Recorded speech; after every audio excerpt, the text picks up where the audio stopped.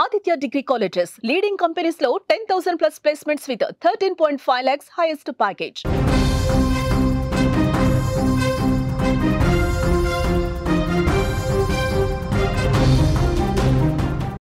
మరో big breaking news చూస్తున్నాం. Russia భూకంపాన్ని ప్రకృతి ముందే హెచ్చరించింది. కమ్చట్కా బీచ్లోకి 5 బెలూగాలు వచ్చాయి. బెలూగాలు తీరానికి వచ్చిన 2 రోజులకే అక్కడ భూకంపం సంభవించింది. భూకంపాన్ని బెలూగాలు ముందే గ్రహించాయా? గతంలో కూడా సునామీ భూకంపాలను ముందే మూగజీవాలు హెచ్చరించినట్టుగా కూడా తెలుస్తోంది. రష్యాలో ప్రకృతి విరుచుకుపడుతోంది. బుధవారం తెల్లవారుజామున రష్యా తూర్పు తీరంలోని కమ్చట్కా ద్వీపకల్పం వద్ద భారీ భూకంపం సంభవించింది. రిక్టర్ స్కేలుపై దీని తీవ్రత 8.7గా కూడా నమోదైనట్లుగా అధికారులు చెబుతున్నారు. భూకంప తీవ్రతను గుర్తించి వెంటనే రష్యా తీర ప్రాంతాలకు సునామీ హెచ్చరికలైతే జారీ అయ్యాయి. సముద్రం అల్లకల్లోలంగా మారింది. 3-4 అడుగుల మేర అలలైతే ఒక్కసారిగా ఎగసిపడుతున్నాయి. ఆ విజువల్స్ కూడా మనకి క్లియర్గా సుమన్ టీవీ స్క్రీన్ మీద అయితే కనిపిస్తున్నాయి. దీంతో భయంతో కూడా అక్కడి నుంచి పరుగులు పెడుతున్నారు. గత కొన్ని సంవత్సరాలుగా సంభవించిన భూకంపంలో ఇదే పెద్ద భూకంపం కావడంతో కూడా రష్యా జపాన్ ఒక్కసారిగా ఉలిక్కిపడిందని కూడా చెప్పుకోవచ్చు. అయితే ఇప్పటి వరకు కూడా అందిన సమాచారం ప్రకారం ఎటువంటి ప్రాణ నష్టం జరగలేదని కూడా మనకు తెలుస్తోంది. అయితే ఈ విపత్తును ప్రకృతి ముందే హెచ్చరించిందని కూడా ప్రెజెంట్ సోషల్ మీడియా వేదికగా కూడా కొన్ని వీడియోలు వైరల్ అవుతున్నాయి. ఇదే నేపథ్యంలో కూడా సుమన్ టీవీ అవి ఎక్కడా కూడా కన్ఫర్మ్ చేయట్లేదు. ఇది కూడా సోషల్ మీడియాలో దొరికిన ఆధారంగానే మీకు చూపించే ప్రయత్నాలు అయితే మేము చేస్తున్నాం. కమ్చట్కా సముద్రపు తీరానికైతే 2 రోజుల కిందట 5 బెలూగాలు అయితే కొట్టుకొచ్చాయి. అయితే వాటిని స్థానిక మత్స్యకారులు కాపాడి తిరిగి సముద్రంలోకి పంపించేశారు. ఆ దృశ్యాలు కూడా మనకి ఇప్పుడు ప్రస్తుతం సోషల్ మీడియాలో వైరల్ అవుతున్నాయి. ఆ విజువల్స్ మీరు కూడా చూస్తున్నారు. వాటిలో ఒకటి చిన్న పిల్ల కూడా ఉన్నట్లుగా బెలూగా తెలుస్తుంది. భూకంపానికి ముందేవి సముద్రపు ఒడ్డుకి రావడంతో బెలూగాలు జరగబోయే విపత్తును ముందే గ్రహించి ఒడ్డుకు కొట్టుకొచ్చాయా అనే చర్చ కూడా ప్రస్తుతం సోషల్ మీడియాలో కూడా నడుస్తోంది. అయితే ఈ వీడియోలు మాత్రం సుమన్ టీవీ ఎక్కడ కూడా నిర్ధారించట్లేదు కూడా. సోషల్ మీడియా అలాగే నేషనల్ మీడియాలో వచ్చిన సమాచారాన్ని బట్టి మాత్రమే మీ ముందుకు ఇక్కడ మేము క్లియర్గా ఆ విజువల్స్ ని తీసుకొచ్చే ప్రయత్నం చేశాం. అది మీకు అర్థమయ్యేలాగా చెప్పే ప్రయత్నం కూడా మేము చేస్తున్నాం. భూకంపాలను గుర్తించే సాంకేతికత ఇంతవరకు కూడా మనకి లేదు. కానీ సునామీ, భూకంపం, వరదలు వంటి ప్రకృతి విపత్తులను మూగజీవాలు ముందుగా గుర్తిస్తాయనడానికి బలమైన సాక్ష్యాలు కూడా బోలెడున్నాయి. 2010లో కూడా అలాంటివి జరిగాయి.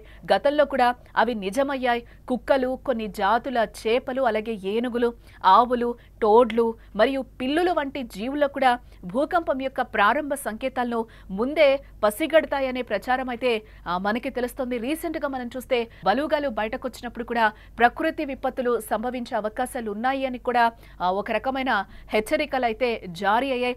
కొన్ని ప్లేసెస్లో అంటే మనకి ఆస్ట్రేలియా, న్యూజిలాండ్, కాలిఫోర్నియా ఇలాంటి వాటిలో చూస్తే ఈ 3 ప్లేసెస్లో కూడా ప్రకృతి వైపరీత్యాలు వస్తాయని కూడా కొన్ని జీవులు ముందుగానే హెచ్చరించిన పరిస్థితులు కనిపిస్తున్నాయి. ఇవి ఏవైతే బలూగాలు బయటకు వస్తాయో ఆ టైంలో అయితే అంటే లోపల అంతర్భాగంలో ఏవైనా జరిగినప్పుడు అవి బయటకు వచ్చి ఒక సంకేతాలు అయితే మనకి ఇవ్వడం జరుగుతూ ఉంటుంది. అదే నేపథ్యంలో ప్రకృతి వైపరీత్యాలు, భూకంపాలు కావచ్చు, తుఫాన్లు కావచ్చు, వచ్చే ముందు అవి హెచ్చరిస్తున్నాయి. అలాంటివి కూడా చాలా వరకు నిజమయ్యాయని కూడా శాస్త్రవేత్తలు కొన్ని లో చెప్తున్నారు. అలాంటివే జరిగాయి. ఎక్కువగా దీన్ని జపాన్ వాళ్ళు ఎక్కువగా కూడా నమ్ముతూ ఉంటారని అయితే మనకి సమాచారం. ఎందుకంటే ఈ బలూగాలు వచ్చాయంటే ఖచ్చితంగా అక్కడ ఏదో ఒకటి జరుగుతుంది, అల్లకల్లోలం అనేది అయితే చాలా వరకు కూడా మనకి ప్రాథమికంగా అయితే తెలుస్తుంది. బట్ ఇప్పటి వరకు కూడా అలాంటి సంకేతాలను అయితే కనిపెట్టలేదు అనేది కూడా శాస్త్రవేత్తల నుంచి అయితే మనకి వినిపిస్తుంది. అంటే గతంలో మనం చూస్తే 2010లో సుముద్ర దగ్గర వచ్చిన సునామీపై జరిపిన పరిశోధనలో కూడా ఇలాంటి ఘటనలే కనిపించినట్లుగా కూడా రఫ్లియానా వివరించింది. ఈ సునామీలో మెంటవాయ్ దీవుల్లో 500 మంది అప్పట్లో చనిపోయారు. ఇక్కడ కూడా ఏనుగులు లాంటి కొన్ని జంతువులు సునామీ గురించి ముందే గుర్తించినట్లుగా కూడా స్పందించాయని కూడా అక్కడ కొంతమంది స్థానికులు గతంలో కూడా మనకి చెప్పడం జరిగింది. కొన్ని రోజుల క్రితం సముద్రంలో విడుదల చేసిన ఒక తాబేలు ఇటీవల జనవరిలో టోంగాలో అగ్నిపర్వతం పేలడానికి కూడా 2 రోజుల ముందు తిరిగి తీరానికి చేరుకున్నట్లు కూడా పరిశోధకులు అప్పట్లో గుర్తించడం కూడా జరిగింది.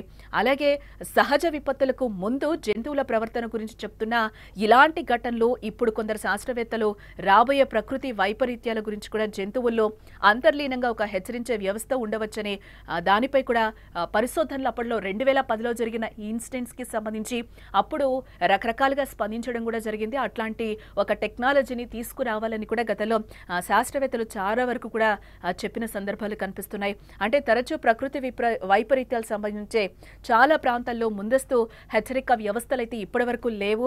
అలాంటి ముప్పు పొంచి ఉన్న దాదాపు 100 దేశాల్లో సహజ విపత్తులకు సంబంధించి అప్రమత్తం చేయడానికి ఎలాంటి ముందస్తు హెచ్చరిక వ్యవస్థలు ఏర్పాటు చేయలేదని కూడా ప్రపంచ వాతావరణ సంస్థ అప్పట్లో అంటే 2017లోనే హెచ్చరించడం జరిగింది.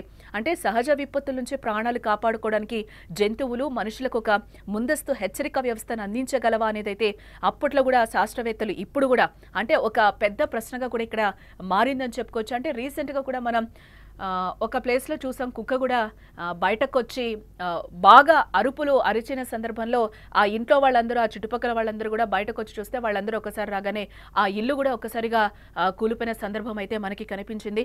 ఎస్, ఇలాంటివి నిజంగానే జరుగుతాయా అనే వాటికి ఎక్కడా కూడా ప్రాథమికంగా శాస్త్రవేత్తలు నిర్ధారించలేదు. కానీ అలాంటి వ్యవస్థనైతే ఒకటి ఏర్పాటు చేస్తే బాగుంటుంది అనేది కూడా శాస్త్రవేత్తలు అంటున్నారు. బట్ ఇది 2017లో కూడా హెచ్చరించారు. బట్ అప్పటి నుంచి ఇప్పటి వరకు అయితే మనకి అలాంటి ఒక సమాచార వ్యవస్థ ఇప్పటి వరకు అయితే ఏర్పాటు కాలేదని కూడా మనకి తెలుస్తోంది.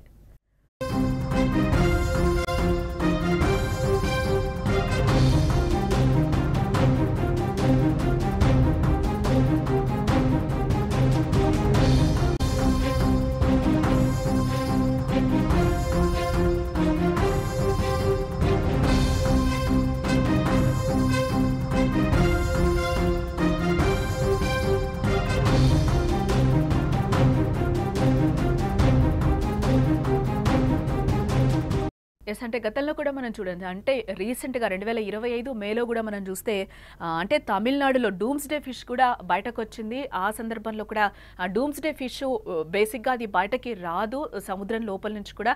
అంటే వచ్చింది అంటే లోపల అంతర్భాగంలో ఏదో జరిగి అది బయటకు వచ్చి ఒక వైపరీత్యాలకి దారి తీస్తుందా అనేది కూడా అక్కడ మనకి క్లియర్గా తెలుస్తుంది. అంటే తమిళనాడులో కూడా అదే నేపథ్యంలో డూమ్స్డే ఫిష్ బయటకు వచ్చింది. ఇదే నేపథ్యంలో మనం జపాన్లో కూడా చూస్తే వాళ్ళు కూడా సముద్రం బయటకి డూమ్స్డే ఫిష్ బయటకి రాగానే కూడా అంటే అందరికన్నా కూడా ఎక్కువ జపాన్ వాళ్ళకి నమ్మకంగా ఉంటుంది. ఏదో ఒక ప్రకృతి వైపరీత్యం వాటిల్లుతుందా అనేది కూడా వాళ్ళు అంచనాలు వేస్తూ ఉంటారు. అంటే కొన్ని చోట్ల అయితే ఖచ్చితంగా దీన్ని ముందు అంటే మూగజీవాల్ని బేస్ చేసుకొని కూడా కొన్ని నమ్ముతారు అనే దానికి కొన్ని ఉదాహరణలు కూడా మన దగ్గర కనిపిస్తున్నాయి.